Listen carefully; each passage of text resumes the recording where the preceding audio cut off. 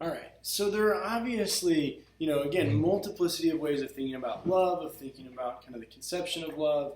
And I brought up the notion of like romantic love first because it seems like a majority of movies and films, fall pretty heavily in this romantic genre, right? And I mean, again, you can also think of like rom-coms, romantic comedies, where there's still these tropes and these themes that deal with romantic love, often mixed with comic relief and mixed with hijinks, right? That people get all twisted up and get all, all these characters get twisted up and trying to,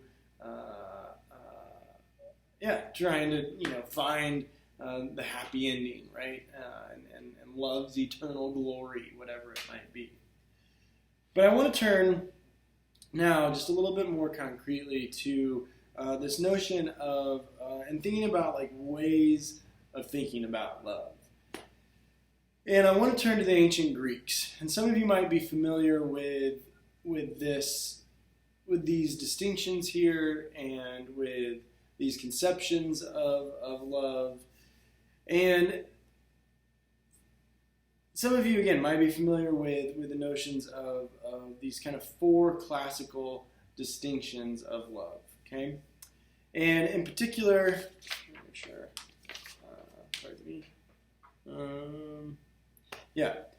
And this is just a way to think about, again, kind of like on the more grand level, these ideas and these notions of love, but also perhaps applying them again to various films going forward or various ways of conceiving about love going forward.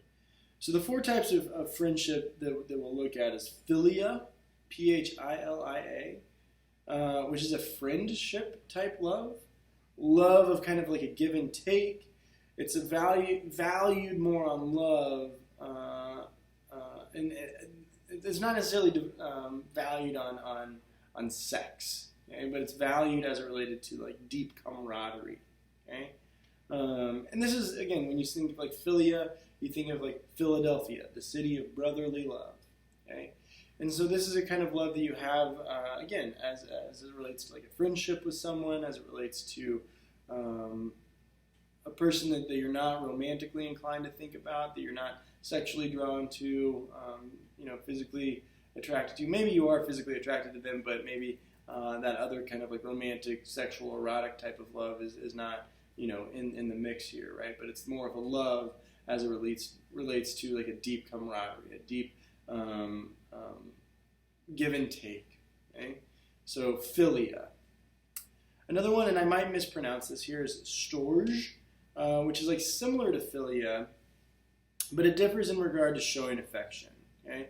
And sometimes with Storge, and again I might be mispronouncing that, it deals with kind of like the natural affection of like parents and offspring. So again, the way that a parent is going to love a child is going to be very different than the way a parent is going to love perhaps their spouse, okay, or their partner, right?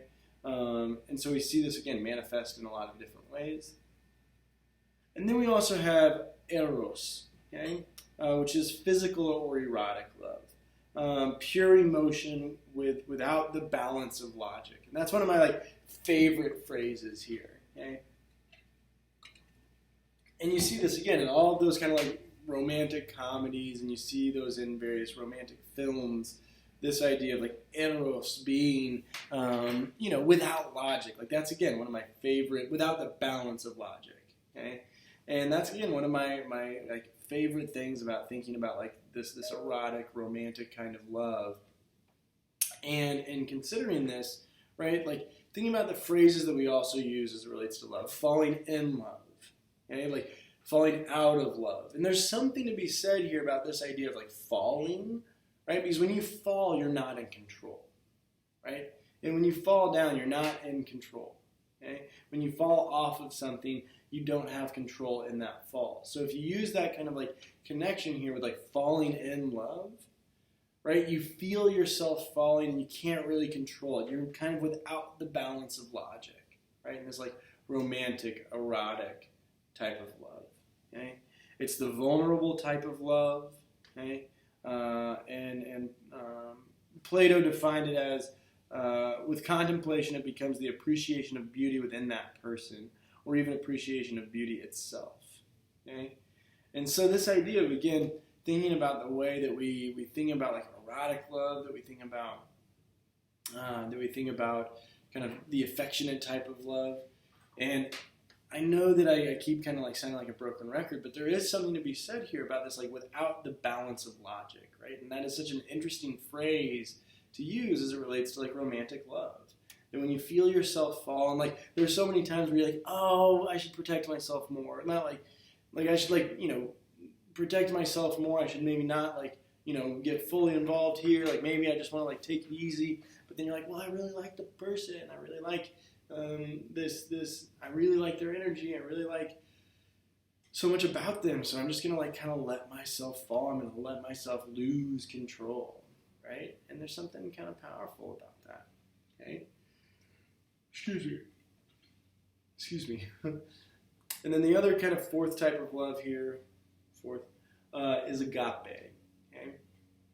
Agape is this kind of unconditional type of love, and you often hear this type of love kind of mixed with this Storge type of love, but agape more so referencing like unconditional, okay?